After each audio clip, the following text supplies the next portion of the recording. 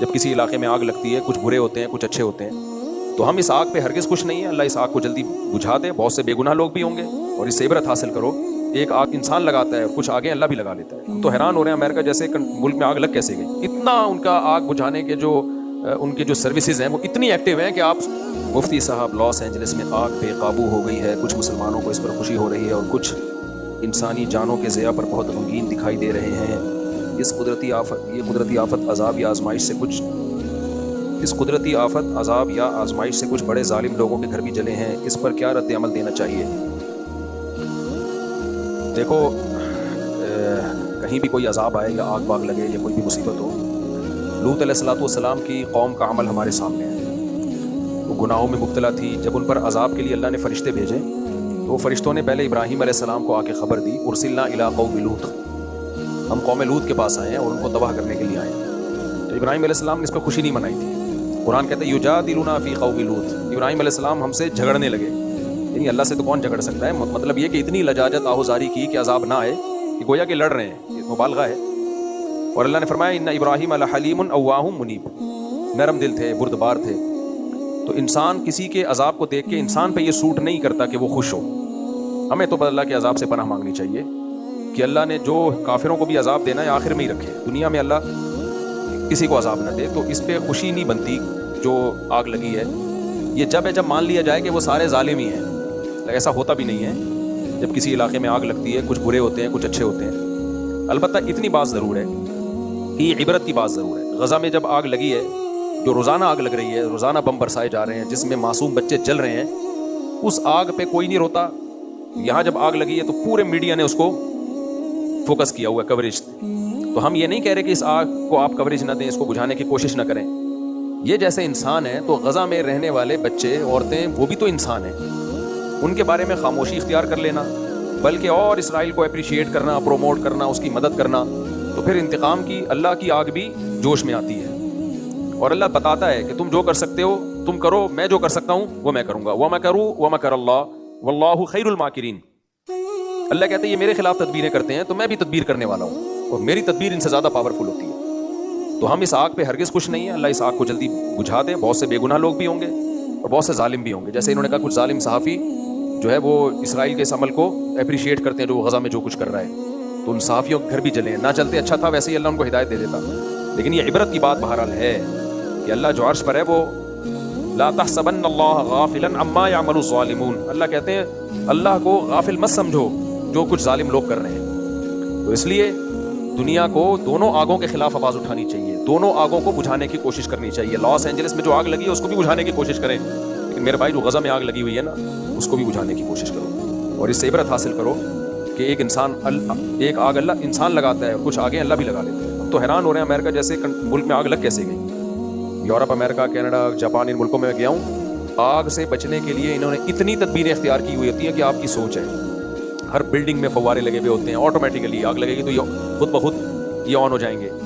اور سڑکوں کے کنارے سڑکوں میں جو ہے نا ایسی جال بچھایا ہوا ہوتا ہے گیسز کا کہ جیسے ہی یا پانی کی لائنیں الگ سے ہوتی ہیں کہ آگ لگی تو یہ خود بخود کھل جائیں گی. اتنا ان کا آگ بجھانے کے ان کے جو سروسز ہیں وہ اتنی ایکٹیو ہیں کہ آپ سوچ بھی نہیں سکتے. اس کے باوجود لگ جاتی ہے. وجہ اس کی بھائی اللہ سے کوئی لڑ نہیں سکتا، اللہ سے کوئی لڑ نہیں سکتا. حادثات بہرحال ہوتے ہیں تو ہمیں ڈرنا چاہیے کہ جو اللہ ہے نا عرش پر وہ غافل نہیں ہے. اتنی بات ضرور ہے کہ ان بڑی طاقتوں کو ہوش کے ناخن لینا چاہیے کہ آپ غزہ پہ جس طرح سے خاموش ہو. ٹھیک ہے کچھ لوگ احتجاج، وہاں بھی امریکہ میں بھی عوام احتجاج کرتی ہے، یہ سارے امریکہ ایک جیسے نہیں ہیں. بہت سے لوگ غزہ کے حق میں آواز اٹھاتے ہیں. یو کے میں بھی، آسٹریلیا میں بھی، کینیڈا میں بھی، ہر جگہ آوازیں اٹھ رہی ہیں. لیکن وہ اتنی پاورفل آوازیں نہیں ہیں کہ اسرائیل باز آ جائے اس ظلم سے جو وہ غزہ میں کر رہا ہے. تو اس لیے یہ عبرت کا سامان ہے. عبرت والوں کو اس سے، اور پھر جو آگ میں جلتے ہیں تو ان کو احساس بھی ہوگا کہ آگ ہوتی کیا چیز ہے. جب تک انسان اس مصیبت میں خود نہیں مبتلا ہوتا نا، دوسرے کے غم کا احساس نہیں ہوتا. جو اللہ نے ہمیں رمضان میں روزے رکھنے کا حکم دیا اس میں بہت ساری حکمتوں میں ایک حکمت یہ بھی ہے کہ بھوکا رہ کے غریبوں کا احساس ہوتا ہے کہ بھوک کیا چیز ہوتی ہے. جن کو کھانا نہیں ملتا ان بیچاروں کی کیا کیفیت ہوتی ہے. تو اللہ کی طرف سے آزمائشیں، اللہ تعالیٰ اس آگ کو جلدی بجھائے اور اس عذاب کو جلدی ٹالے، ختم کرے. اور لوگ جتنے جو زخمی ہیں اللہ ان کو جلد سے جلد شفا دے. لیکن اللہ اس سے ان ظالموں کو سیکھنے کا موقع بھی دے، عبرت کا موقع دے کہ جنہوں نے غزہ میں آگ لگائی ہوئی ہے، یا آگ لگائی تو نہیں ہے لیکن اس آگ کو وہ پروموٹ کر رہے ہیں، اپریشیٹ کر رہے ہیں ظالموں کو، کی حوصلہ افزائی کر رہے ہیں، یا اس آگ لگانے میں ان کے شریک بن رہے ہیں.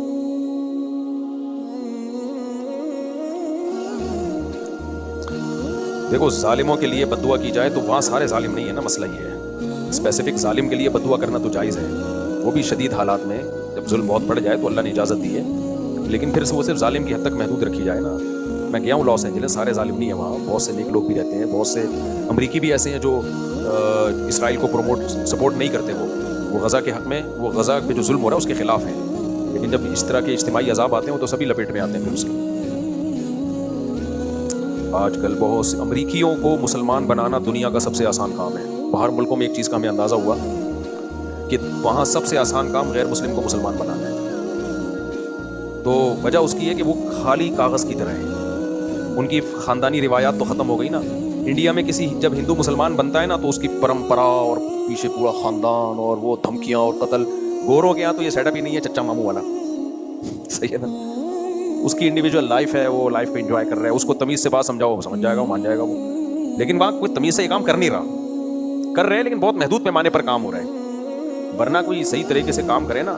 اچھا بہت سے تنظیمیں جو کام کر رہی ہیں, جو ہم نے اتنے ہزاروں مسلمان کر دیے, ٹھیک ہے ان کو اپریشیٹ کرنا چاہیے ان تنظیموں کو, لیکن وہ جو انہوں نے مسلمان کیے ہوتے ہیں نا, وہ ان کی اتنی ایفرٹ نہیں ہوتی, وہ خود ہی مسلمان ہونے کے لیے تیار ہوئے بیٹھے ہیں لوگ. میں ملاوی گیا تو ایک بندہ لانچ میں نہیں, جس کی میں نے ولاگ بھی بنایا, ایک افریقی آیا, کرسچن تھا, وہ کہتا ہے میں ہماری داڑیاں ٹوپیاں دیکھی, کچھ مستورات بھی تھیں ہمارے ساتھ, تو وہ ان کا پردہ وردہ بھی, نماز سب دیکھا اس نے, تو ان کی عورتوں کو تو پردہ ہی نہیں ہوتا. تو یہ چیز ویسے ہی اٹریکٹ کرتی ہے یار, کہ ان کی خواتین کیسی باپردہ, بچیوں نے بھی اسکارف پہنے ہوئے ہیں, بچوں کے بھی پورے ڈریس ہیں. یہ چیز خود انسان کو, ہر خاندانی آدمی چاہتا ہے یار کوئی تمیز کی زندگی ہو.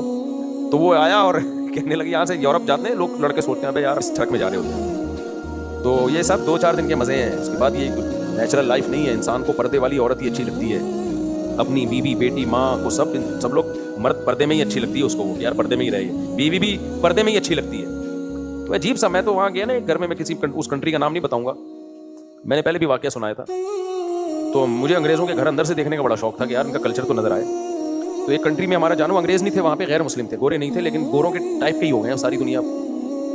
تو وہ بھی بڑا ترقی یافتہ ملک تھا. تو میں نے ان سے کہا یار تھوڑا مجھے گھر کے اندر کو تو دکھاؤ نا کیا ہے. تو وہ ان کے پڑوس تھے, انہوں نے بات کر لی. ایک انکل باہر کھڑے ہوئے تھے, ان سے اجازت لی کہ یہ اسکالر ہیں, پاکستان سے آئے ہیں, یہ آپ کے گھر کے اندر کا سیٹ اپ دیکھنا چاہ رہے ہیں, کیا ہوتا ہے, یعنی کیسے رہتے ہیں آپ لوگ, ہمیں یہ ہے شوق بہت. اس نے پی ہوئی تھی نا, قمیض اتاری ہوئی تھی, شکر ہے نیچے پہنا ہوا تھا, ورنہ پینے کے بعد بعض دفعہ وہ سمجھتا ہے کہ پہنا ہوا ہے, وہ ہوتا نہیں ہے پہنا ہوا, اوپر سے قمیض اتری ہوئی. تو میں نے کہا قابل برداشت ہے, تو یہیں گھوم رہے ہیں نا. اس نے کہا ہاں ٹھیک ہے چلے جاؤ. اب ہم لوگ جب کسی کو گھر میں لے کے جائیں, پہلے بیگم پردہ کر لو, ایسا ہی ہوتا ہے نا, مستورات ایک سائڈ پہ ہو جائیں. اس نے کہا گھس جا, اسپینش زبان میں بولا پڑھ, ٹھیک ہے نا. ہم نے کہا یار کوئی پردہ کچھ بھی نہیں. اندر گئے ہیں تو اس کی کوئی دادی بیٹھی ہوئی تھی, وہ تھی اس کی وائف, لیکن بیچاری دادی لگ رہی تھی. غیبت اس لیے نہیں, آپ کو کیا پتا, لوگوں نے یہ لکھا تھا کسی کا راز کیوں فاش کرا. تم اسپین چلے جاؤ تو بڑی بات ہے یار, راز فاش, میں گھر کا ایڈریس تھوڑی دے رہا ہوں, میں تم کیا پتا کس کی بات ہو رہی ہے. اس کو بھی نہیں پتا کیونکہ اس نے تو پی ہوئی تھی. میرا ترجمہ کر کے بھی کوئی بتا دے گا نا اسپینش میں کہ آپ کا واقعہ سنا ہے, پھر بھی اس کی سمجھ میں نہیں آئے گا, اس کو پتہ ہی نہیں ہوا کیا ہے نا. پینے والے کو تو ہوش کے بعد پتا چلتا ہے کون آیا کون نہیں آیا, اس لیے اس میں کوئی غیبت نہیں ہے. تو جب میں اندر گیا ہوں تو ایک بڑھیا بیٹھی ہوئی, اللہ معاف فرمائے, اس نے اور بس وہ اوپر کر تھوڑا بہت. تو یار بوڑھی عورتیں اس ڈریس میں اچھی لگتی ہیں, بیٹھی ہوئی کوئی فلم دیکھ رہی ہے. وہ مجھے اپنی دادی یاد آئی یار, ہماری دادی کیسی نورانی چہرہ ان کا یار. وہ بڑھیا اس کی بیوی تھی, بعد میں اس نے بتایا, وہ بیچاری جلدی بڑی عمر کی خاتون سے شادی کر لی ہوگی, خیر وہ تو ان کا پرسنل معاملہ ہے, کوئی ایسا مسئلہ نہیں ہے یہ. تو مجھے اپنی دادی یاد آئی. میں نے کہا یار ایک ہماری دادیاں نانیاں ہوتی ہیں, نانی بھی یاد آئیں, دادی بھی, کیسا سر پہ ان کے وہ ہوتا تھا اور ہاتھ میں تسبیح, مصلے پہ بیٹھی ہوتی تھیں, قرآن پڑھ رہی ہوتی تھی. اتنے چادریں تھیں نا ہماری دادی کی ایک ہی مصلے پہ, اور وہ اپنے زمانے کے جہیز کا ایک بکسا رکھا ہوا تھا. ان کی انٹرٹینمنٹ ہماری دادی کی تھی کتھا پان, ایک پورا وہ ڈبہ تھا, اس میں سروتا اور کتھا اور چونا اور یہ زیادہ یہ تھا, وہ لگایا یوں رکھا اور پھر اپنا اللہ کرنا لگی.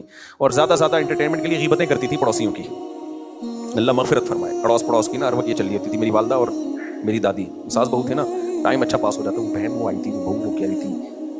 اچھا میری والدہ کی عمر بھی 60-65 سال ہو گئی, ان کو دلہن کہتی تھی, کیونکہ جب وہ رخصت ہو کے آئی تو دلہن تھی نا, تو ہم کہتے تھے اب 65 سال کی دادی بن گئی ہیں, نانی بن گئی ہیں. ابھی ان کی زبان پہ یہ تھا دلہن, کیا کر تو میں نے کہا یار ایک ہماری دادیاں ہوتی ہیں اور یہ بیچاری, اور گھر میں کوئی تیسرا فرد نہیں. ہمیں دیکھا انہوں نے ہائے ہائے فائن اسپینش میں کچھ بولا, انگلش میں بھی کچھ ٹوٹی پھوٹی انگلش.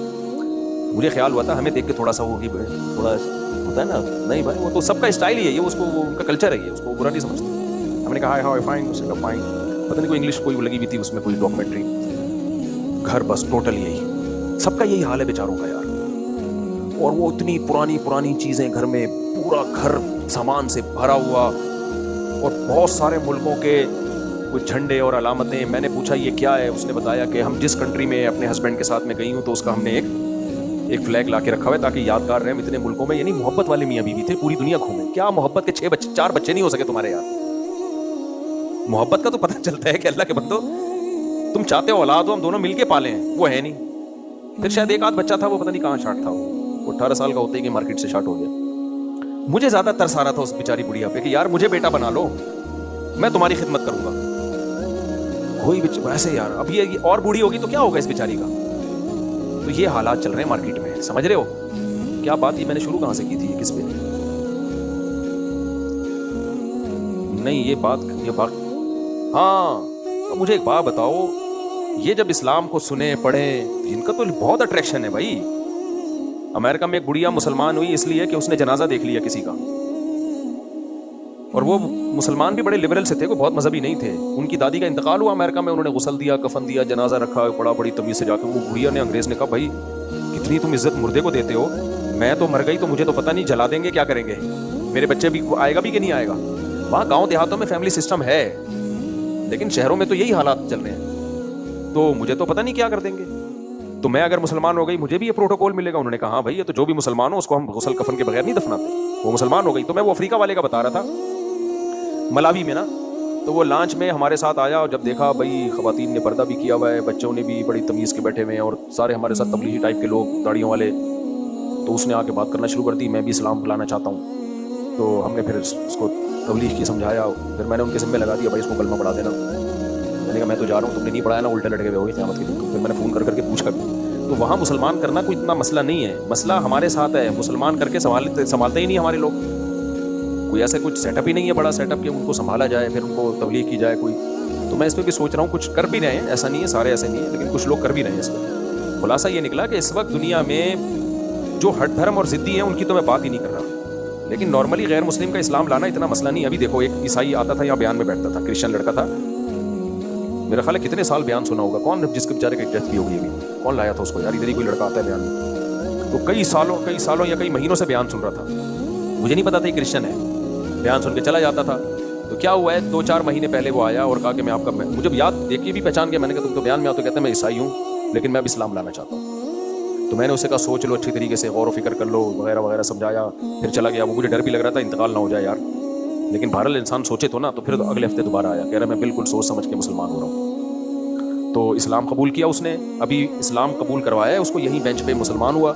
میرا کینیڈا کا سفر تھا, میں کینیڈا گیا تو وہاں کسی کا میرے پاس میسج آیا کہ اس کی ڈیتھ ہو گئی ہے, ایکسیڈنٹ میں انتقال ہو گیا. میں نے کہا کون, میں پہچان نہیں رہا تصویر پہ. میں نے کہا بھائی یہ تو وہی ہے جو ابھی, لیکن مجھے وہ حدیث, ایسے بہت واقعات اپنی زندگی میں دیکھے ہیں بھائی. حدیث میں آتا ہے کہ انسان برے عمل کرتے کرتے کرتے ایک بالش جہنم کے قریب پہنچ جاتا ہے, لیکن اللہ کے علم میں ہوتا ہے کہ یہ جنتیوں میں سے ہے. صحیح ہے نا, صحیح حدیث ہے. تو اتنا جہنم کے قریب ہو کر وہ اعمال شروع کر دیتا ہے تو جنتیوں والے ہوتے ہیں, اور اس کے الٹا بھی ہوتا ہے. نیک عمل کرتے کرتے جنت کے ایک بالش قریب ہوتا ہے, لیکن اللہ کے علم میں ہوتا ہے کہ یہ جائے گا کہاں, جہنم میں. عین وقت پہ مرتد ہو جاتا ہے, اس کو پتہ نہیں ہوتا اس کے بعد میری موت ہے.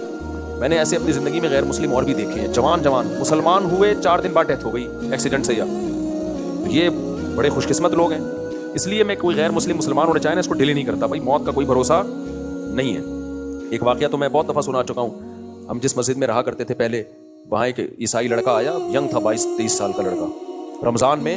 اور یہ پرانے واقعہ ہے, جون جولائی کے روزے تھے ہمارے بچپن کے, جون جولائی کے بہت لمبے ٹف روزے تھے. اس میں تو مسلمانوں کا دل چاہ رہا ہوتا ہے کہ یار ہم تو عید کے بعد مسلمان ہو جاتے تو زیادہ اچھا. اتنے لمبے ٹف روزے تھے, ہمارے بچپن کی بات کر رہا ہوں. اور اس وقت ایئر کنڈیشن وغیرہ کی اتنی سہولتیں بھی نہیں تھیں, بہت کم لوگوں کے اے سی جس کے گھر ہوتا وہ تو مجھے یاد ہے کہ ہم کسی بینک میں جانا ہوا, اے سی لگا ہوا تھا. میں اپنے کزنوں کو, ابے بھائی ایسی ٹھنڈی ہوائیں آ رہی تھیں, میں ان کو جا کے بتا رہا تھا بھائی, تو اے سی بہت کم لوگوں کے یہاں ہوا کرتا تھا. تو وہ لڑکا رمضان میں مسلمان ہوا, ہماری مسجد کے امام صاحب نے اس کو بہت اچھی طرح سمجھایا, سوچ لو, جلد بازی نہیں ہے, کوئی جبری دباؤ تو نہیں ہے, کوئی لالچ تو نہیں ہے. انہوں نے کہا ہم پیسے ویسوں کا تعاون نہیں کریں گے. دیکھنا چاہ رہے تھے نا بعض لوگ 10 دفعہ روزانہ مسلمان ہوتے ہیں, ایسے بھی ہم نے کچھ غیر مسلم پکڑے ہیں, ادھر آ کے مسلمان ہوا, چندہ لیا, اس مسجد میں جا کے دوبارہ مسلمان ہوا, ادھر سے چندہ لیا, پورے کراچی میں مسلمان ہی ہو رہے ہیں ڈیلی وہ. تو ایسے بھی فراڈ ہی ہیں کچھ. تو دیکھ لیا بھائی نہیں کوئی فراڈ نہیں ہے, تو ہمارے سامنے اس کو پھر امام صاحب نے کلمہ پڑھایا. اللہ کی قدرت, اگلے دن وہ بیمار ہوا ہے اور بخار آیا اس کو, اتنا سخت بیمار ہوا, لیکن اس نے اسی وقت وصیت کر دی, اپنے سارے خاندان میں اعلان کر دیا, دیکھو میں اسلام قبول کر چکا ہوں اور میری موت ہوئی تو مجھے غسل دیا جائے گا, مجھے کفن دیا جائے گا, میرا جنازہ پڑھا جائے گا. اور اس کی موت ہو گئی. لیکن عیسائیوں میں ایک چیز ہے, قرآن سے بھی پتہ چلتا ہے, مشاہدے سے بھی. اللہ کہتے ہیں کہ اسلام کے خلاف سب سے کم تعصب عیسائیوں میں ہے. وَلَتَجِدَنَّ أَقْرَبَهُمْ مَوَدَّةً لِلَّذِينَ آمَنُوا الَّذِينَ قَالُوا إِنَّا نَصَارَىٰ. سورہ نساء یا سورہ مائدہ کی آیات ہے کہ تم مسلمانوں کا سب سے بڑا دشمن یہود کو پاؤ گے اور مسلمانوں کے سب سے قریب تم عیسائیت کو پاؤ گے. تبھی دنیا میں اسلام قبول کرنے والوں میں جو کنورژن ہے نا سب سے زیادہ عیسائیوں کی ہے. عیسائی لوگ سب سے زیادہ مسلمان ہوتے ہیں اور ان میں تعصب بھی نسبتاً کم ہے. کوئی عیسائی مسلمان ہو جائے تو اکثر اتنا خطرناک اس کا بائیکاٹ نہیں ہوتا. ہمارے بھی کرسچن کچھ دوست تھے نا, اسکول میں پڑھتے تھے, تو ان کے ہم دیکھتے تھے ان کے والدین کچھ زیادہ سختی نہیں کرتے, ٹھیک ہے, تو بلکہ بہت براڈ مائنڈیڈ سب نہیں ہوتے. کچھ لوگ ایک دم کمنٹ شروع کر دیتے ہیں فلاں جگہ. بھائی میں 100% کی بات نہیں کر رہا, میں میجورٹی کی بات کر رہا ہوں. تو انگریزوں کا اصل مذہب بھی چونکہ عیسائیت ہے, وہ بہت آرام سے مسلمان ہو جاتے ہیں. ابھی کینیڈا میں ایک انگریز ملا, میں نے پچھلی دفعہ بھی واقعہ سنایا تھا, داڑھی ماشاءاللہ اس کی فیملی کے ساتھ آیا ہوا تھا, ہوٹل میں مجھ سے ملا, کہتا ہے میں تو ٹوٹی پھوٹی اردو تھی, کہتا ہے کہ میں عیسائی تھا. میں نے کہا مسلمان کیسے ہوئے؟ کہہ رہے میں بائبل پڑھتا تھا, ایک دن میں نے قرآن پڑھا تو میری تو آنکھیں کھل گئی کہ اتنی واضح آیات, اتنی واضح توحید, اتنے واضح احکام. کہہ رہے بس میں نے ارادہ کیا مسلمان ہوتا ہوں. مسجد میں گیا, تبلیغ والے آئے ہوئے تھے 20 سال پہلے, ان کے ہاتھ پہ مسلمان ہوا. پھر مولانا شیخ الحدیث مولانا زکریا رحمۃ اللہ علیہ کا امریکہ میں مدرسہ تھا یار, انہوں نے بھی بڑے کام کرے رہے یار, کیا کیا کیا کام کر دیے یار انہوں نے. افریقہ میں ان کا کام, یو کے میں تو مدارس بھرے میں, اب ساؤتھ افریقہ تو پورا فتح کر لیا ہے. سارے شیخ الحدیث مولانا زکریا کے خلیفہ ہیں ساؤتھ افریقہ میں, مدرسے ہی مدرسے, زیمبیا میں, ملاوی میں, جہاں بھی جاؤ بھائی, اور گئے بھی ہیں. نہیں کہتا ہے یار یہ کیا تھے یار یہ. پھر تبلیغ جماعت کو جو اتنی ترقی ملی ہے اس میں حضرت شیخ الحدیث مولانا زکریا رحمۃ اللہ کا بہت بڑا دخل ہے. اتنا کام اللہ نے ان سے لیا ہے. کہہ رہے ان کے مدرسے میں گیا, امریکہ میں ان کا مدرسہ اس وقت ان کے خلیفہ نے بنایا, پھر تو وہاں بڑا عالم بنے, پھر دنیا میں سفر کیا. بہرحال تو جو سب سے زیادہ اسلام قبول کرنے والے لوگ ہیں نا وہ عیسائی ہیں. ہندو بھی ہوتے ہیں بہت سارے, ایک ہندو لڑکا بھی یہاں مسلمان ہوا, وہ بہت مضبوط ایمان والا ماشاء اللہ. اپنے والد پہ اس نے اتنی محنت کی, لڑکا تھا بیچارہ, نوجوان تھا بالکل, اتنی محنت کی. والد مسلمان نہیں ہوتے تھے, والد بیمار ہو گئے, بالکل آخری وقت نا فالج ہو گیا ان کو. پھر والد نے آمادگی ظاہر کر دی, پھر اپنے ابا کو میرے پاس لایا, ان کو ہم نے کلمہ پڑھایا اور چند دنوں میں ابا کا انتقال ہو گیا. تو ہم نے کہا دیکھو یار اتنی ایک اس کے لیے خوشی کی بات ہوتی ہے نا. تو غیر مسلم بہت آسانی سے ہوتا ہے دم ہمارے اندر. ایک تو ہمارے آپس کے پھڈے, جب یوٹیوب پہ کسی مذہبی اسکالر کو سنو نفرت ہی پیدا ہوتی ہے. فلانا ایسا, فلانے نے اپنی کتاب میں یہ لکھا, فلانے نے اپنی کتاب میں یہ لکھا, فلانا. ابے تو چھوڑ دے, تو بتا صحیح کیا ہے, بس اتنا کافی. فلاں کی ٹانگیں کھینچنے کی ضرورت وہی ہے. ایک آدمی تہجد میں دعا مانگ رہا تھا, اللہ یہ سارے سو رہے ہیں, میں اکیلا تیرے سامنے جاگ رہا ہوں, فلانا بھی سو رہا ہے, فلانا بھی سو رہا ہے. تو فلانے نے منڈی نکالی اپنی کمبل سے, بولا کم بخت تو اپنی تعریفیں کر, ہماری غیبتیں کیوں کر رہا ہے بیٹھ کے. یہ طریقہ ٹھیک نہیں ہے. فلانے نے یہ لکھا تو فلانے, ایسے تو کوئی بچے گا ہی نہیں میرے بھائی. آپ جو پازیٹیو وے میں کام ہے کرو, دنیا خود آپ کو سلوٹ کرے گی. اور باقی جو بار بار میں علماء دیوبند کے بارے میں کہتا ہوں, انہوں نے کتاب میں یہ لکھا, اس سے پتہ چلتا ہے وہ قبر پرست تھے. بھائی پریکٹیکلی کیا ہے, قبر پرست ہوتے تو جاتے ہیں نا قبروں پہ. مولانا تھانوی رحمۃ اللہ علیہ قبر پرست تھے, یا اشرف علی رسول اللہ کلمہ پڑھایا انہوں نے, تو دیوبندی پڑھا رہے ہوتے ہیں نا کلمہ ان کے نام کا. سب سے زیادہ ختم نبوت پہ کام تو علماء دیوبند نے کیا ہے, دوسروں کو بھی سکھایا ہے. ائمہ حرم کے دورے مولانا منظور چنیوٹی صاحب کرواتے رہے پوری دنیا میں, ان کو پتا تھا یہ سب سے زیادہ ایکسپرٹ ہیں ختم نبوت کے مسئلے میں. تو ایک چیز لکھی ہے, آپ دیکھ رہے ہو پریکٹیکلی دنیا میں ایسا ہے نہیں عملی طور پر, نہ علماء دیوبند قبر پرست ہیں. ہمارے جتنے اکابر کی قبریں دارالعلوم کرنگی میں جا کے دیکھو, سب ایک بالش قبریں, مٹی کی سادہ قبریں ہیں. تو پھر مردے اکھاڑنا, اس نے یہ لکھا, بھائی کیا قصہ پرانا ہو گیا. مولانا مودودی رحمۃ اللہ علیہ نے بھی بہت کچھ لکھا ہے. لوگ میرے سامنے آ کے کہتے ہیں, میں کہتا ہوں لکھا ختم. اب جماعت اسلامی میں اگر وہ چیزیں نہیں ہیں تو پرانے مردے اکھیڑنے کی کیا ضرورت ہے یار, کیا ضرورت ہے ہم کسی کے اکھاڑیں, اس نے یہ لکھا, اس نے وہ لکھا. لیکن ہوتا کیا ہے, جب کوئی آپ کے اکابر پہ کیچڑ اچھالتا ہے, پھر آپ اس کے پہ کیچڑ اچھالتے ہیں, تمہارے نے یہ لکھا, پھر وہ تو اسلام تو دنیا میں پھیلنے سے رہا. علماء دیوبند نے دنیا میں توحید متعارف کروائی ہے. میرے والد صاحب بیت تھے حضرت شیخ الحدیث مولانا زکریا رحمۃ اللہ علیہ سے بھی ان کا تعلق تھا, اور مولانا حسین مدنی رحمۃ اللہ علیہ کے ساتھ بھی ان کا تعلق رہا ہے. ہم نے اپنے والد کو کہیں سے بھی قبر پرست نہیں دیکھا. اگر ہوتے تو میں قبر پرست ہوتا, میرے ابا ہوتے, ہمارے دادا بیت تھے حضرت رشید احمد گنگوئی رحمۃ اللہ علیہ سے، انتہائی درجے کے توحید پرست تھے. میری دادی عبدالرحیم رائے پوری رحمۃ اللہ علیہ سے بیت تھی. 40ویں کا کھانا نہیں کھاتی تھی. وہ قبر پرست ہوں گی جو 40ویں کا کھانا نہیں کھا رہی. صحیح ہے. وہ کہتی تھی مجھے اس کھانے سے مردوں کی بو آتی ہے، 40ویں کے کھانے سے، مردوں کے نام پہ جو دیگیں پک رہی ہیں. تو علماء دیوبند ہی کی وجہ سے آج توحید ہے دنیا میں، بر صغیر میں.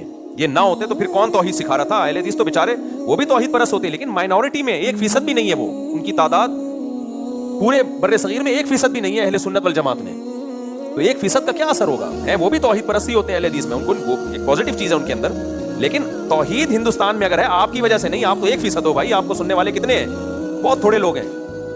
جو بڑا فرقہ ہے ہندوستان میں، جو بڑی تعداد میں ہو، یا دیوبندی ہے یا بریلوی، جن کا اثر ہے 99% تو یہ لوگ ہیں.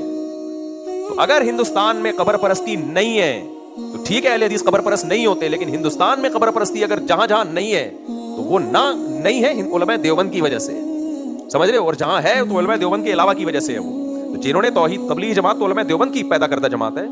تو یہ لوگوں کو قبر پرست بناتے ہیں یا اللہ سے ہونے کا یقین دلاتے ہیں؟ تو جب ایک اتنی بڑی حقیقت آپ کے سامنے ہو، اس کے بعد کہنا. اور ارواح ثلاثہ مولانا شریف علی تھانوی کی کتاب نہیں ہے، 20 دفعہ ہم بتا چکے ہیں. ہر تھوڑے دن میں کچھ نکال کے لائے ہوتے ہیں. مولانا شریف تھانوی کی کتاب پڑھنی ہے، بہشتی زیور پڑھو. اس میں جو پہلا صفحہ ہے عقائد کا، ایسے خاندانی عقائد ہیں اس میں، تو وہ پڑھو جو تعلیم ناس کے لیے. ایک دیکھو دلالت النص اور عبارت النص اور اشارت النص میں جب تعارض ہوتا ہے نا تو ہمیشہ عبارت النص کو ترجیح دی جاتی ہے. فقہ کا اصول ہے. عبارت النص کسے کہتے ہیں؟ ایک چیز لوگوں میں بتائی جا رہی ہے تاکہ وہ عقیدے کے طور پر اس کو اختیار کریں، اور ایک واقعہ لکھا ہوا ہے جس کے 20 مطلب نکل سکتے ہیں. تو آپ اس واقعے کو لے کر کہہ رہے ہو کہ ان کا یہ عقیدہ تھا، اور جو وہ عقیدوں کی کتابوں میں لکھ کے بیان کرنے کہ ہمارا یہ عقیدہ اور اس کو اختیار کرو، اس کو آپ لے نہیں رہے، نہ پبلک کے سامنے لا رہے ہو. یہ اس کی علامت ہے کہ آپ کی طبیعت میں فساد ہے. تو آپ کی طبیعت میں ہی فساد ہے. تو توحید تو پھیلائی ہمارے علماء نے. ہم تو حیرانگی ہوتی ہے کہ یار یہ کیسی باتیں کرتے ہیں. توحید تو ہم نے اپنے والد سے سیکھی، اپنے دادا سے سیکھی، اپنے دادی سے سیکھی، اور ان سب نے علماء دیوبند سے سیکھی ہے. میرے والد صاحب کی قبر دیکھ لو، میری والدہ کی قبر دیکھ لو صاحب. اور یہ ہمیں آگے توحید سکھا رہے ہیں کہ علماء دیوبند قبر پرست ہوتے ہیں. بھائی صاحب علماء دیوبند قبر پرستی کو ختم کیا علماء دیوبند نے. جو ختم کرنے والے ہیں وہ ان میں اس میں زیادہ بڑا کردار علماء دیوبند کا ہے قبر پرستی کو ختم کرنے میں.